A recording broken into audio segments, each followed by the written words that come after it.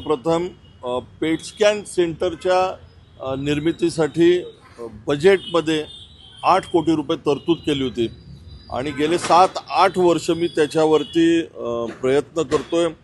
महानगरपालिकेने जवळजवळ 16 कोटी रुपये बजेट या प्रकल्पाकरता दिले आणि कॅन्सरच्या ज्याला म्हणतात की निदान करण्यासाठी जी टेस्ट असते त्या पेट स्कॅन सेंटरचं उद्या आपण लोकार्पण राज्याचे मुख्यमंत्री आदरणीय देवेंद्रजी फडणवीस यांच्या उपस्थितीमध्ये करतोय।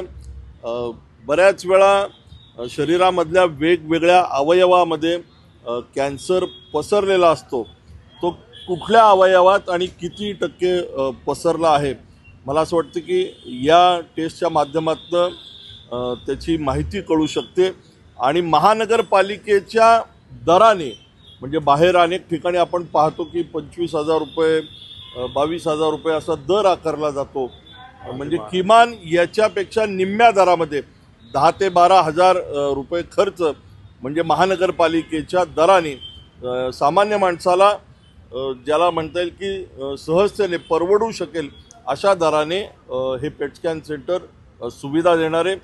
आणि मला सांगायला आनंद होतोय आणि अभिमान वाटतोय की पुण्यनगरीचे माजी खासदार स्वर्गीय गिरीश भाऊ बापट यांचं नाव आपण या पेट स्कॅन सेंटरला दिलेलं आहे। उद्या मुख्यमंत्री देवेंद्र फडणवीस पुणे दौऱ्यावर येतात, मला असं वाटतं की देवेंद्रजी हे विकसित महाराष्ट्राचं स्वप्न घेऊन महाराष्ट्राचा विकास करायला निघालेले राज्याचे मुख्यमंत्री आहेत। त्यांचं व्हिजन हे विकासाचं आहे आणि पुण्यावरती त्यांचं विशेष प्रेम आहे, विशेष लक्ष आहे। पुण्यातले अनेक मोठे प्रोजेक्ट किंवा अनेक मोठी विकास कामं ही राज्य सरकारने पुण्यामध्ये केली आहेत आणि पुणे महानगरपालिकेच्या माध्यमातून उद्या जवळजवळ 3,000 कोटी रुपये खर्च करून केलेल्या विविध विकास कामांचं भूमिपूजन आणि लोकार्पण ऑनलाईन पद्धतीने देवेंद्रजींच्या उपस्थितीमध्ये होतं।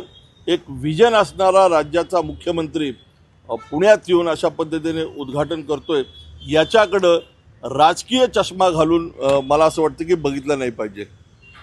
या डॉक्टर साहेब बेसिकली हा प्रकल्प गेले 5-7 वर्षापासून चालला आहे आमचा, कारण ह्या गोष्टी तयार करण्यासाठी याला खूप नॉर्म्स आहेत। ARB म्हणून एक आपली संस्था आहे की ज्याच्या सगळ्या अटी आणि शर्ती मिळाल्यानंतरच हा प्रकल्प चालू केला जाऊ शकतो।